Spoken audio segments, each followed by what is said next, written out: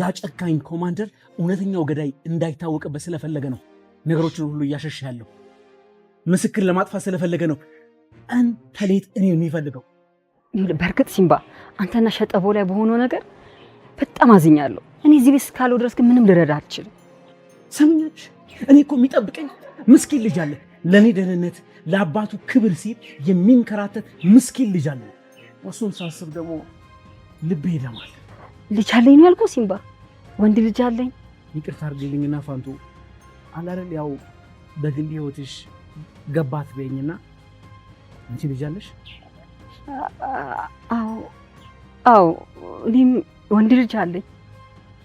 ሊያም ጣሙን ያልጠገብኩት ባገኘው ሰዓት ያጣሁት ወንድ ልጅ አለኝ።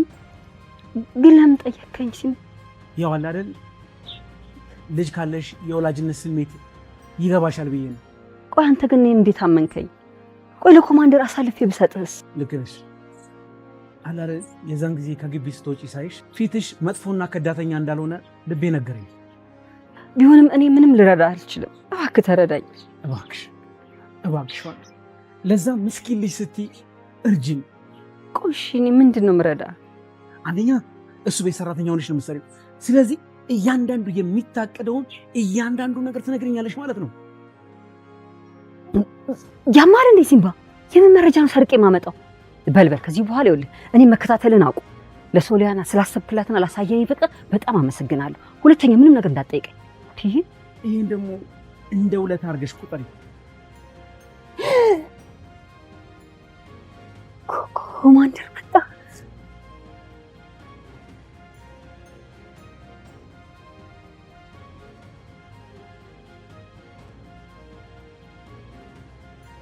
ሲምባ በፖሊስና በኮማንደሩ የሐሰት ወንጀል ስሙንና ፎቶን በየመንገዱ ተለጥፎ የሚፈለግ ስደተኛ ሆኗል። ነገር ግን እውነቱን ለማውጣትና ለልጁ ክብር ሲል ህይወቱን አደጋ ላይ አጋልጦ ሲምባ የኮማንደሩን ሰራተኛ ፋንቱን በድብቅ ይከታተላት ነበር። በመጨረሻ መንገድ ላይ አስቆሞ ፋንቱ በድንጋጤ ልትጮህ ስትል ሲምባ ድምጿን ቀስ አድርጎ አይዞሽ ተረጋጊ፣ እኔ ክፉ ሰው አይደለሁም፣ እንዳትጮይ፣ እዚህ መጮህ አይቻልም ይላታል። በመቀጠልም እጮሃለሁ ካልሽ ህይወትሽን በእጅሽ ነው ያለው እያለ ረጋጋት ይሞክራል። ሲምባ የመጣው የሸጠቦን የኮማንደሩ ልጅ ፍቅረኛ የነበረውን እውነተኛ ገዳይ ማን እንደሆነ ለኮማንደሩ ልጅ ለሶሊያና የመናገር የድምጽ መረጃ ሚሞሪ ካርድ ለፋንቱ ለመስጠት ነበር። ነገር ግን ፋንቱ በከፍተኛ ፍርሃት ውስጥ ሆና ሶሊያና አስቀድማ የፍቅረኛዋ ገዳይ የገንዘብ አባቷ ኮማንደሩ መሆኑን እንደምታውቅ ነገረችው። ይህንን ሲሰማ ለሲምባ ትልቅ ድንጋጤ ነበረ። ሸጠቦ ከመሞቱ በፊት ሁልጊዜ ሶሊያናን ይናፍቅ እንደነበርና እንደሚወዳት ለፋንቱ ነገራት። ፋንቱ ግን በዚህ አደገኛ ወንጀል ሴራ ውስጥ መግባት ስለማትፈልግ እባክህ አሁን አሳልፈኝ ልሂድበት እያለች በልቅሶ ተማጸነችው። ዳጊ ፊቱ ተደብድቦና ተበላሽቶ ወደ ጩና መጣ። ጩና የዳጊን ፊት አይታ በከፍተኛ ድንጋጤና ቁጭት ማን ነው እንደዚህ ያደረገ? ህግ የለም እንዴ እያለች ልትበቀላቸው ተነሳች። ዳጊ ግን ወንጀል ውስጥ እና ቂም ውስጥ እንድትገባ ስለማይፈልግ ጉዳዩን ሊደብቃት ሞከረ። ወሬ ለማስቀየርም አምራን ደህና ናት? አይቻት አላውቅም አላት። ጩና እባክህ እኔም አግኝቻት አላውቅም፣ የድሮ ማንነቷና ህይወቷን ትታ ከአንድ ባለሀብት ዶክተር ጋራ ህይወቷን እየቀየረች እንደሆነ ነገረችው። ዳጊ ግን ዶክተሩን ተወደዋለች ነው ለገንዘብ ብላ ነው የቀረበችው ሲላት አምራን ህይወቷን እንደተስተካከለና አሁን ላይ ከዶክተሩ ጋር ያላት ግንኙነት ግልጽ ባይሆንም እንደምትወደው ይሰማኛል ስትል ሀሳቧን ገለጸች። ዳጊ ጩናን ሰላም ለማድረግና ለማረጋጋት ሲል ይጋብዛት ፈልጎ ጩና ግን እስከመቼ አንተ ትጋብዘኛለህ? እኛስ ኩራት የለንም እንዴ? በማለት ግብዣው በሷ እንዲሆንና ሂሳቡ ከጎደለ ግን እንዲሸፍንላት እየቀለደች እየተሳሳቁ ሄዱ። በሌላ በኩል በአንድ ሬስቶራንት ውስጥ የሁለት ወዳጅ ጓደኛሞች መካከል የተደረገ ጨዋታ ነበረ። ተሰማና የቅርብ ጓደኛው ላይኩን በትልቅ የንግድ ቀውስ ውስጥ ነበሩ።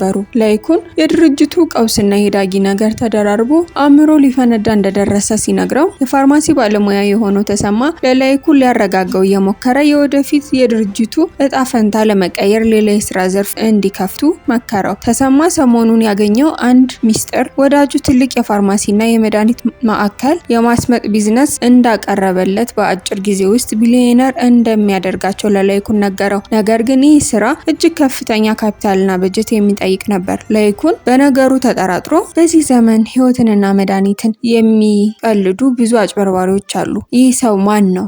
ይህን ያክል አቅም ያለው እኛን ለምን ይፈልጋል? ሲል ጥያቄ አነሳ። ተሰማ ግን ሰውየው በጣም ታማኝ ታማኝና ህጋዊ ፍቃድ ያለው ባለሀብት እንደሆነ አድርጎ ተከላከለ። እንዲሁም ቤቱን አስይዞ ብድር ለመውሰድ እንዳሰበ ነገረው። ይህ በእንዲህ እንዳለ የተሰማ ልጅ ኑሐሚን አዲስ ታምራት ወደ ቤቱ መታ ቤተሰቡን በታላቅ ፍቅርና እንክብካቤ ታገለግል ነበረ። የአቶ ላይኩን ባለቤት የኑሐሚን አማት በኑሐሚን እንክብካቤ ተደስታ የጉልበትና የእግር ህመማቸውን በባህላዊ ወጌሻ እያሸቻት ስታገለግላት የወደፊት የዳጊ ሚስት እንዳንቺ ደግ እንድትሆንልኝ ጸሎቴ ነው እያሉ ይመርቋታል። ነገር ግን ይሄ አደገኛ የቢዝነስ ሚስጥር ወደ ቤቱ ሲመጣ ኑሐሚን እና ወይዘሮ ዝናሽ ነገሩን ሰምተው ተቃወሙ። ዝናሽ ከዚህ በፊት በውሸትና በድብቅ የደረሰባቸውን መከራ በማስታወስ ቤቱ በድጋሚ አስይዞ ለሽያጭ እንዳይቀርብ ምንም አይነት ሚስጥር ከቤተሰቡ እንዳይደበቅ አጥብቃ ጠየቀች። በሌላ በኩል ዶክተር ፋኑኤል እና አምራን አዲስ ህይወት ለመጀመር እየሞከሩ ነበረ። አምራን ለፋኑኤል ስትል ባህሪዋን ለመቀየር መጠጥ ለመተውና እውነተኛ ሴት ለመሆን እየጣረች እንደሆነ ነገረችው። ፋኑኤልም ለአምራን ስራ እንደሚፈልግላትና ህይወቷን መቀየሩ ትልቅ ኩራት እንደሆነ ገለጸላት። ነገር ግን አምራን በጨዋታ መሃል ምራት ያደርጉኝ ብላ ነበረ ስትል ፍላጎቷን አሳየች። ትልቁ ፈተና የፋኑኤል እና ከገጠር ወደ ከተማ መምጣታቸው ነበረ። ፋኑኤል እናቱ ከመድረሳቸው በፊት ለአምራን ደውሎ ቤቱ እንድታዘጋጅና እንድትጠብቃቸው ነገራት። ነገር ግን አንድ ትልቅ ሚስጥር አለ። አምራን የምትመስለው የፋኑኤልን የሞተችውን የቀድሞ ሚስት ነበር። እናቱ ደግሞ ያችን የድሮ ሚስቱን በፍጹም አይወዷትም። የፋኑኤል እናት በቤት ሲገቡ አምራን አይተው በድንጋጤ ደነገጡ። በስመአብ አይኔ ነው ወይስ ቅዠት ነው? የሞተ ሰው ተመልሶ ይመጣል እንዴ? በማለት ተረበሹ። አምራን እሷ አምራን እንደሆነችና የፋኑኤል እጮኛ ነኝ ስትል በትህትና ለመግለጽ ሞከረች። ነገር ግን እናቲቱ ወዲያውኑ ጥላቻቸውን ማሳየት ጀመሩ። አምራን ያዘጋጀችውን የከተማ ምግብ አይጥምም፣ እዚህ ከፊት ያንሹ በማለት አጣጣሉ። በመካከላቸው ከፍተኛ የቃላት ግጭት ተነሳ። እናቲቱ የከተማ ሴቶች ስርዓት አልባ እንደሆኑና እባብ እንደሆኑ ስትናገር፣ አምራን ደግሞ ድሮ ብዙ ወንዶች ታውቅ እንደነበር በግልጽ መናገሯ እናቲቱን ይበልጥ አስቆጣት። እስከዛሬ ልጄ እጮኞች ሁሉ ንጹህና ድንግል ነበሩ፣ አንቺ ግን እያሉ ክብሯን ሊነኩ ሲሞክሩ፣ አምራን ግን መገፋቷን ባለመቀበል በድፍረት መከራከር ቀጠለች። ታሪኩ ወደ ማጠቃለያ ሲቀርብ ሲምባ በድጋሚ ህይወቱን አደጋ ላይ አጋልጦ የኮማንደሩ ቤት ሰራተኛ ፋንቱን መንገድ ላይ አግኝቶ ፖሊሶች እንዳያዩኝ ራሱን ደብቆ አይዞ ሲምባ ነኝ አላት። ፋንቱ በድንጋጤና በፍርሃት ልትጮ ብትልም ሲምባ ግን ስለ ሶሊያና ደህንነትና የቤተሰብ ውስጥ ስላላት ስቃይ ሊጠይቃት እንደመጣ ገለጸላት። ሲምባ የልጅነት ፍቅሯን ያጣችው ሶሊያና አሁን ያለችበትን ሁኔታ በጣም እንዳሳሰበውና የሸጠቡ ትክክለኛ ገዳይ አባቷ መሆኑን እያወቀች ለምን ዝም እንዳለች ለማወቅ ፈለገ። ፋንቱ ግን እዚህ ቤት እስካለው ድረስ ምንም ልረዳ አልችልም፣ ሁለተኛ እንዳትከተለኝ ስትል ከለከለችው።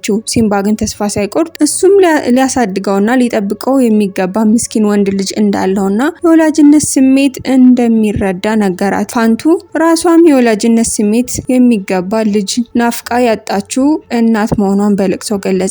ሲምባ በፋንቱ በኮማንደሩ ቤት ውስጥ የሚታቀደውን እያንዳንዱን የወንጀል መረጃ ለሱ እንድታቀብል ለፍትህ እንድትቆም ተማጸናት። በመጨረሻም ኮማንደሩ በድንገት ወደ ግቢ ሲመጣ ድራማው በከፍተኛ መታወክና ጥርጣሬ ውስጥ ሆኖ ለቀጣዩ የበቀልና የፍትህ ፊልሚያ መንገድ ይከፍታል። ተመልካቾቻችን የዛሬ ላይ የነበረው ታሪክ እዚህ ላይ ያበቃል። በሚቀጥለው ክፍል እስከምንገናኝ ድረስ ታሪኩን ከወደዳችሁት ላይክ በማድረግና ለወዳጆቻችሁ በማጋራት እንዲሁም ሀሳብና አስተያየታችሁን በኮሜንት አጋሩን። ለቻናላችን አዲስ ከሆናችሁ ሰብስክራይብ በማድረግ ቤተሰብ ይሁኑ። በቀጣይ ክፍል እስከምንገናኝ ድረስ ቸር ቆዩ።